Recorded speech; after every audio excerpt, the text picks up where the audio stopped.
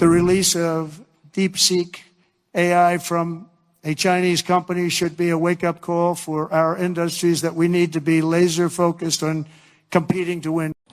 हे आहेत United states of America USA या देशाचे राष्ट्राध्यक्ष डोनाल्ड जे ट्रम्प हे डीपसिक नावाच्या AI टूलबद्दल बोलत आहेत जे चायनीज कंपनीने बनवलेले आहे. सध्याच्या घडीला सगळ्यात लोकप्रिय असलेल्या ChatGPT सोबत प्रतिस्पर्धक म्हणून याला पाहिले जात आहे. फक्त ChatGPTच नव्हे तर जगभरातील AI टूलसोबत याची तुलना केली जात आहे आणि यामध्ये बहुसंख्य AI टूल हे USA मध्ये स्थित असलेल्या कंपन्यांचे आहेत आणि त्यांचा खूप सारा पैसा या AI टूलला बनवण्यासाठी लागलेला आहे.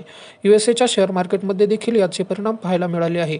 AIशी निगडीत असलेल्या खूप साऱ्या टेक कंपन्यांचे शेअर ढासळले आहेत आणि भारतात देखील हा चर्चेचा विषय आहे. असं म्हणलं जात आहे हे AI टूल इतरांच्या तुलनेत स्वस्त असेल यामुळेच AIवर अवलंबून असणाऱ्या प्रत्येकांसाठी हे एक पर्याय म्हणून समोर येऊ शकते. आता याचा परिणाम भविष्यात काय होईल हे बघण्याचा विषय असेल.